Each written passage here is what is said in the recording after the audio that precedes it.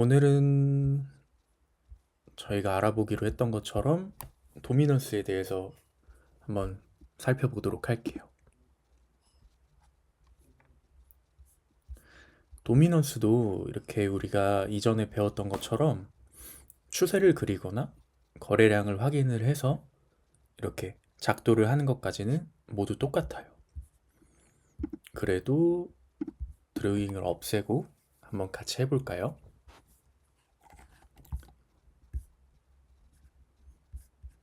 날봉에서 일단 주요 거점 라인들,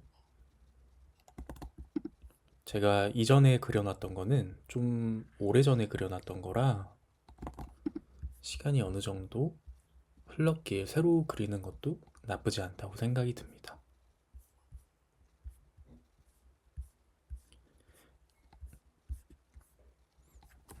이런 거래량들이 많이 터진 캔들의 종가에 선을 그으면 이제 빠르게 그을 수 있겠죠? 근데 이렇게 이쪽에서 봤을 때 거래량이 많이 터진 구간과 이쪽에서 봤을 때 거래량이 많이 터진 구간이 두 개가 있잖아요.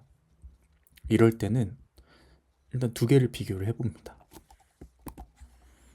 거래량을 비교를 해봤을 때 이쪽의 캔들에서 거래량이 이쪽보다 훨씬 많이 나왔죠? 그럼 이렇게 비슷한 구간에서는 똑같은데 거의 비슷하니까 차라리 거래량이 좀 더 많이 나온 이 구간을 기준으로 하나를 남겨두는 게 좋아요. 다른 코인들에서도 작도를 해보실 때 분명 비슷한 거래량이 나온 부분이 종가가 비슷한 라인이 많을 거예요. 왜냐하면은 이 구간은 캔들의 크기가 그렇게 크지는 않지만 거래량이 많이 나왔죠? 근데 이 부분은 거래량이 많이 나왔음에도 거래량도 많이 나오고 캔들의 길이도 굉장히 길어요. 이런 경우에는 이 부분이 과거에 그어졌던 중요한 매물대 라인이잖아요. 그러니까 이 구간을 뚫어주면서 돌파가 됩니다.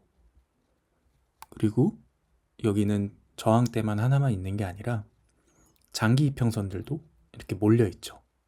그러니까 이 구간을 뚫어줄 때는 강한 거래량을 동반을 할 수밖에 없어요. 어디까지 했었지? 장기 이평선이 이렇게 겹쳐 있을 때랑 저항대가 이렇게 몰려 있는 구간이 오면은 뚫어줄 때 우리는 이제 돌파를 해야 될 때 수급이 쏠리면서 거래량이 붙는다는 걸 같이 알았죠. 그래서 이전에 이렇게 크게 눌리게 되면은 이전에 발생했던 이런 지점들과 비슷한 지점에서 또 종가가 마감이 되게 됩니다. 그리고 이 지점은 10월 10일이네요. 10월 10일이면 바이낸스가 크게 하락했다가 다시 상승을 해줬던 그 라인이죠. 그리고 한 개에서 두 개만 더 찾아서 그어보도록 할게요.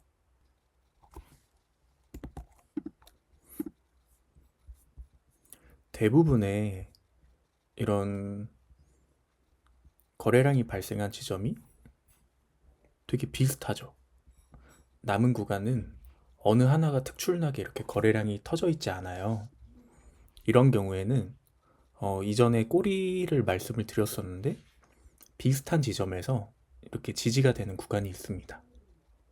여기도 그렇고 여기도 그렇고 여기도 여기도. 그래서 꼭 거래량이 터진 구간만 보는 건 아니고 이런 식으로 매물대를 찾을 때는 꼬리들이 잘 자리를 지켜주었던 구간들도 보셔도 됩니다. 여기도 잘 지켜주었죠? 일단 이 정도만 그어보고 추세도 하나 그어볼게요.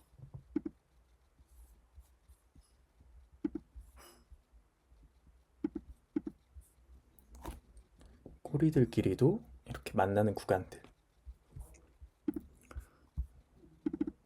잘 보이게 일단 적어놓겠습니다.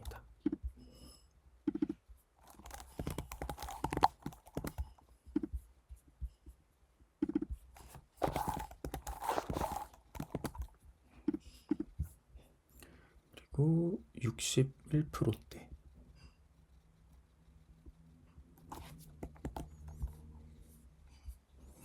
이 구간도 전에 제가 봐뒀었는데 꼬리들이 굉장히 자리를 잘 지켜주었던 부분이거든요.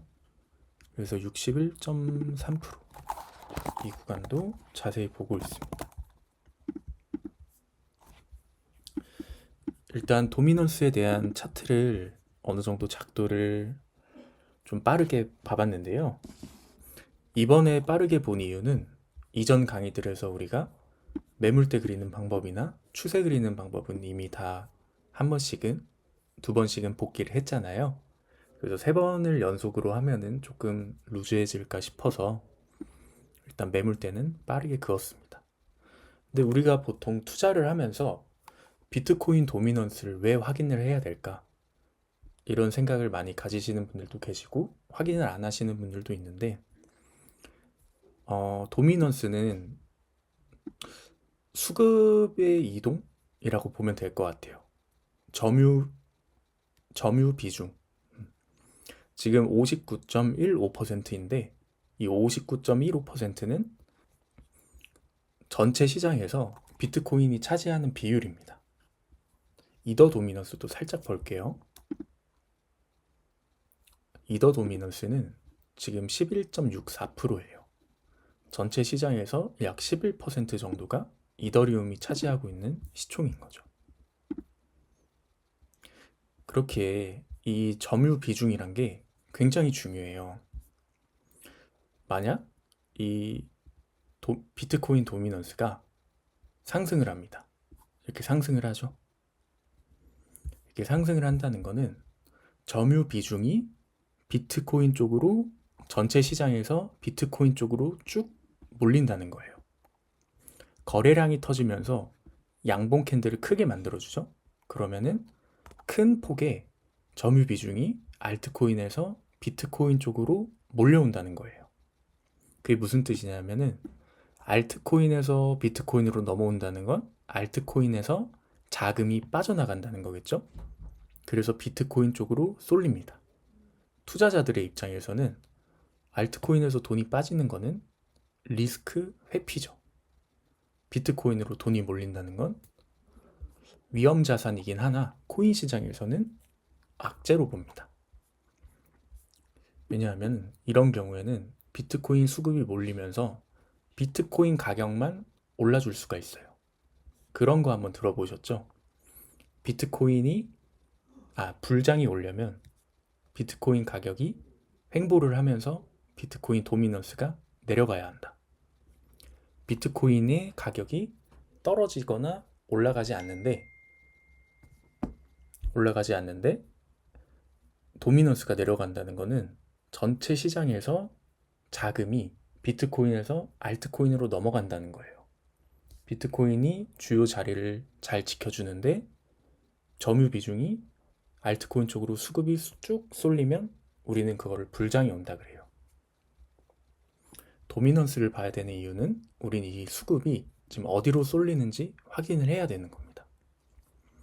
그래서 보통 세 가지 정도를 볼 수가 있는데 비트코인 가격이 올라갈 때 도미넌스가 같이 상승한다. 그럼 어떻게 될까요? 혹시 채팅으로 한번 써주실 수 있으실까요? 비트코인 가격이 올라가는데 도미넌스도 같이 올라간다. 알트코인은 어떻게 될까요?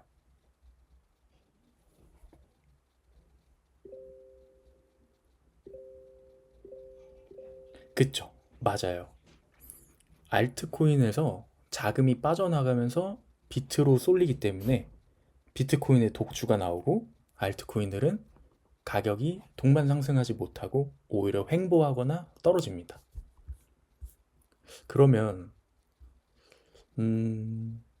비트코인 가격이 횡보하는데 반대로 도미넌스는 올라요. 그건 어떻게 볼까요?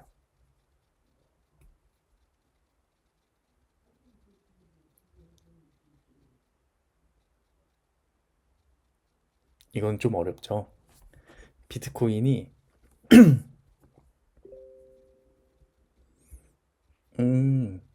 마린님 말씀이 맞아요. 대여장이 옵니다. 비트코인 가격이 횡보하는데 도미넌스가 오르게 되면은 알트코인들은 따라서 오르지도 못하고 횡보하거나 하락하는 장이 와요. 그렇기 때문에 이 도미넌스 점유 비중이 어떻게 움직이느냐에 따라 또 비트코인 가격이 어떻게 움직이느냐에 따라 이 두 가지를 함께 같이 보는 게 굉장히 비트코인의 방향성을 맞추기 위해서는 중요하겠죠. 그 알트코인 매매를 하시는 분들은 꼭 이 비트코인 도미넌스를 확인해야 돼요. 이거를 비트코인 가격과 함께 같이 보면은 비슷하게 움직이긴 합니다. 비트코인이 여기 80.5K에서 반등을 했죠. 도미넌스를 같이 보면은 제가 이전에 그어놓은 그 비트코인 도미넌스에는 이 58.85라는 퍼센티지가 매물 라인이 그어져 있었습니다. 제가 말랑 레터를 올려드리는 거를 항상 같이 보셨던 분들은 아실 텐데 빠르게 새로 그리려니까 여기를 놓쳤네요.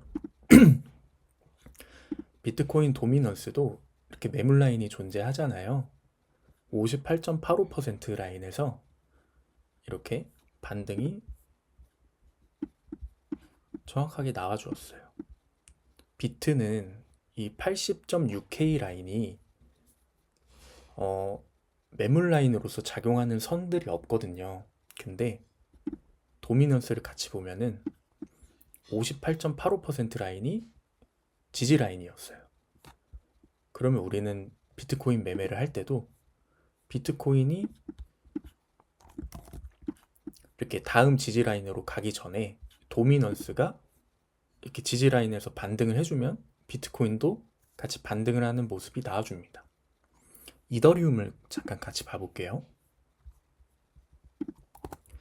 이더리움도 보면은 2881 이 라인을 하방으로 돌파하는 모습이 나와줬는데 2616은 아무것도 의미가 없는 라인이긴 해요. 근데 도미넌스를 확인해보면 이렇게 구간에서 지지 라인인 게 확인이 됩니다. 이날 11월 4일도 여길 딱 터치하고 올렸죠.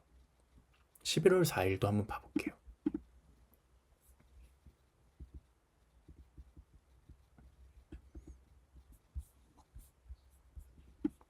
11월 4일도 여기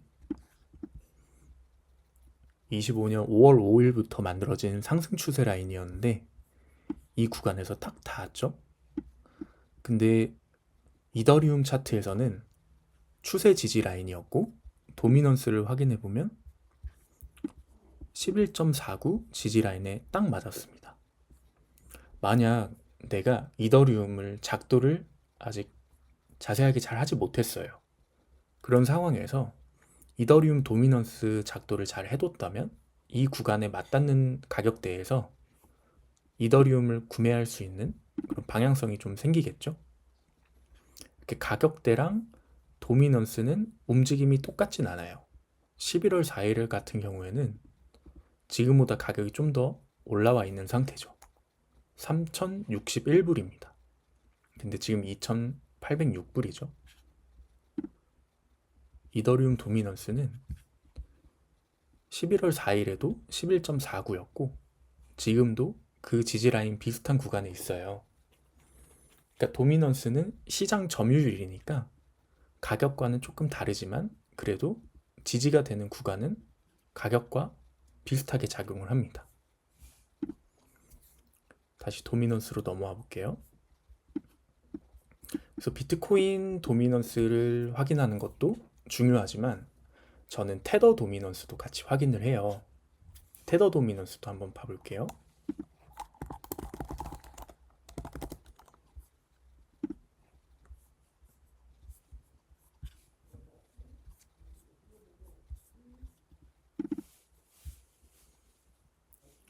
테더 도미넌스도 옛날에 그어놨던 거라 새로 한번 같이 그어보도록 하겠습니다.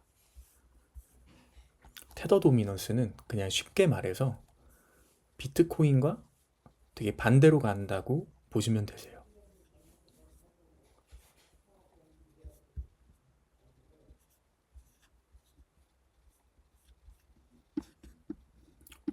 지금 가격대와는 크게 상관은 없지만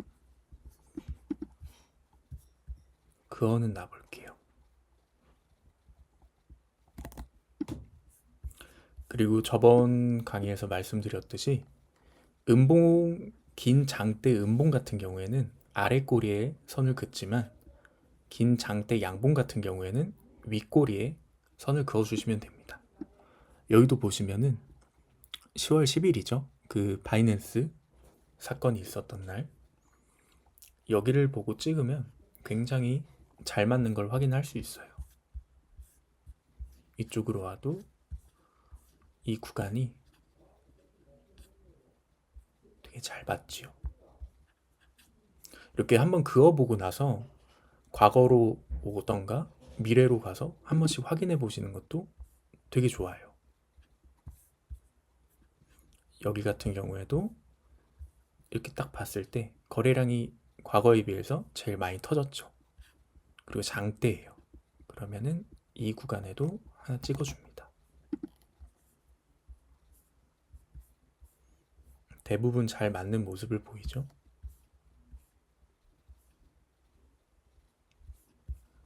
다음에 여기에서 마지막으로 찍어볼게요.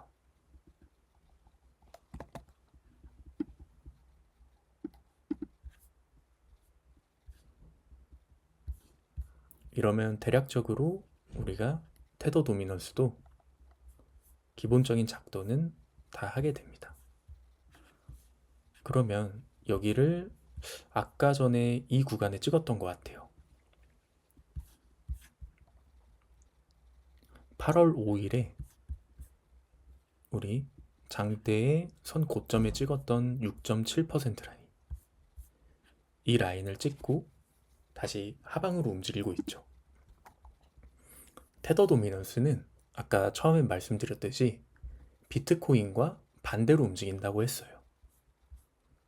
이거를 같이 한번 봐보도록 할게요.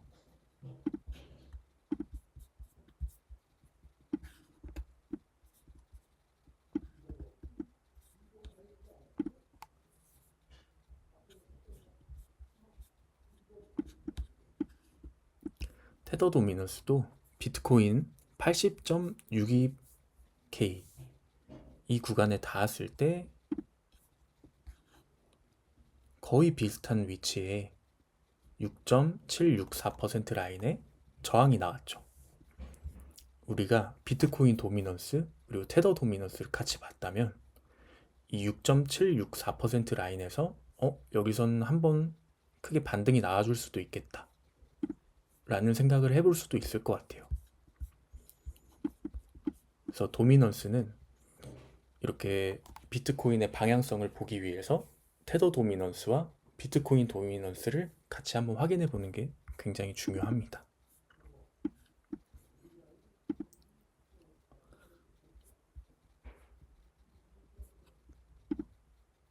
그리고 제가 지금 보고 있는 게 이 라인이죠. 이 라인을 돌파해 주려면 비트코인이 먼저 이 구간을 뚫어줘야 돼요. 그러면 도미넌스가 상대적으로 올라줘야 비트코인의 이 하락 추세 그리고 86.8K 지지 라인을 뚫어줄 수 있겠죠. 비트코인이 오르려면 도미넌스가 올라야 된다.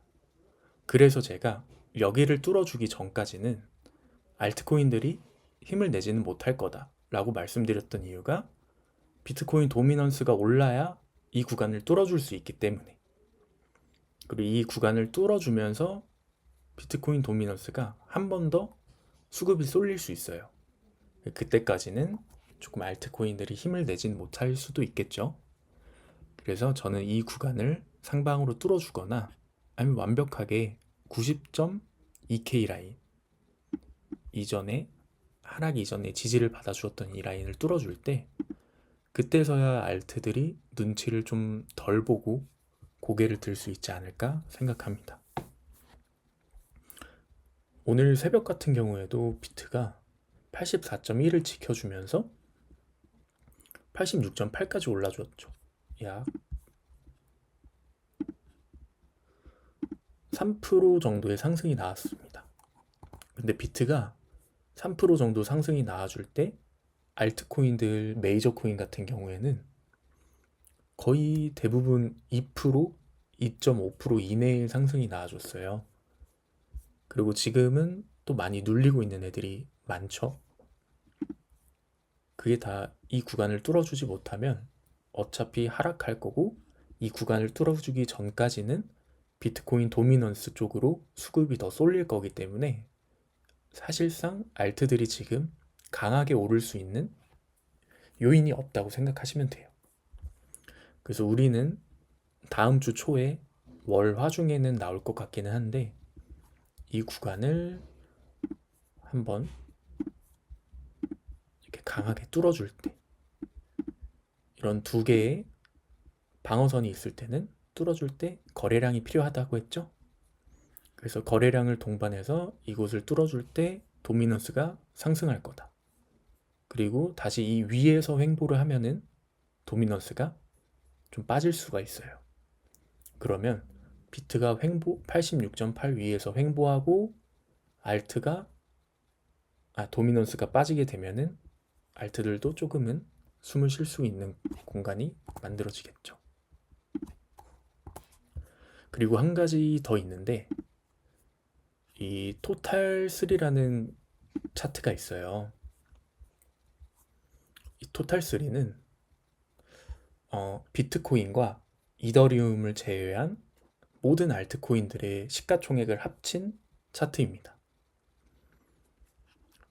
근데 여기 보시면 위에서부터 이게 10월 10일이에요. 10월 10일은 여기까지 쭉 빠졌죠.